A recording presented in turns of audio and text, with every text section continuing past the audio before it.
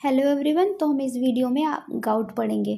Gout में क्या होता है, मोस्टली जो यूरिक एसिड जो होता है वो बहुत ज़्यादा बढ़ जाता है और डिपॉजिट हो जाता है जॉइंट्स में, कि ये साइनोवियल फ्लूइड में जाके डिपॉजिट हो जाता है, क्योंकि यूरिक एसिड जो होता है वो इनसोल्यूबल होता है, जिसकी वजह से साइनोवियल फ्लूइड में ये डिपॉजिट हो जाता है और इन्फ्लामेशन और पेन करता है।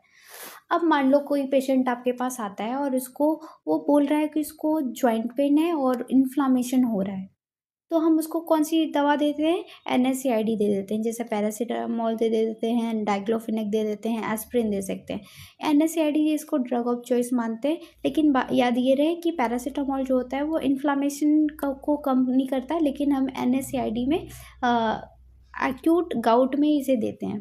और फिर अगर इससे भी ठीक नहीं हो रहा है तो हम दूसरी दवा दे देते हैं, एसएआईडी जो स्टेरॉइड्स होता है उसको दे देते हैं। स्टेरॉइड्स में की खास बात ये है कि ये इंट्रा आर्टिकुलर इंजेक्शन देते हैं, लेकिन बात ये है कि अगर 1 से 2 जॉइंट इन्वॉल्व है तभी हम ये इंजेक्शन देंगे, अदरवाइज़ नहीं देंगे। अगर ज़्यादा जॉइंट इन्वॉल्व है तो सारे जॉइंट में हम इंजेक्शन नहीं दे सकते, इसलिए हम फिर इसको प्रेफर नहीं करते।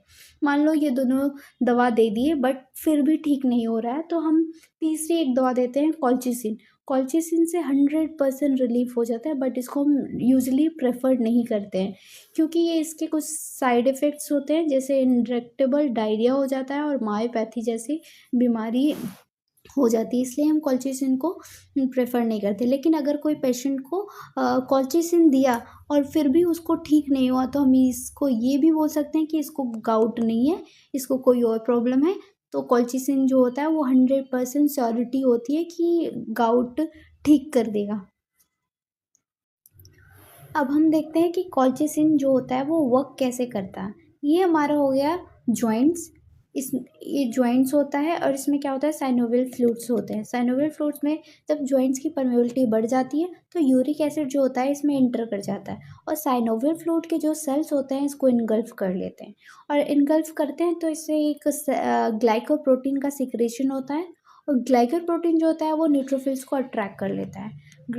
जो ग्लाइकोप्रोटीन होता है ये न्यूट्रोफिल्स को अट्रैक्ट करता है, जिसकी वजह से इसमें न्यूट्रोफिल्स आने की वजह से इसमें इन्फ्लामेशन हो जाता है।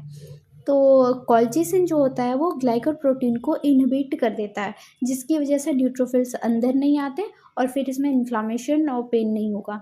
और जनरली हम ये बोलते हैं कि कॉल्चिसिन जो होता है वो इनहिबिट करता है migration of granulocyte in joint. Generally हम इसको इस वर्ड से यूज़ करते हैं। अब आगे मैं बताती हूँ आपको कि जो कॉल्चिसिन है इसकी ऑदर्स फंक्शन भी है। इसको याद करने के लिए हम यूसीएमएस से याद कर सकते हैं। यू से यूरिक एसिड में, जो कि इसमें यूज़ हुआ मैं आपको बता चुकी हूँ, और सी से होता है सिरोसिस में यूज़ करते हैं, एम से मेडिटेरेनियन फीवर में यूज़ करते हैं, इसमें क्या होता है, ड्रग ऑफ चॉइस होता है, और एस से जो होता है सार्कोइडोसिस में यूज़ कर सकते हैं। ये हो गया एक्यूट गाउट के जो भी मेडिसिन थे यहाँ पे ख़त्म होते हैं।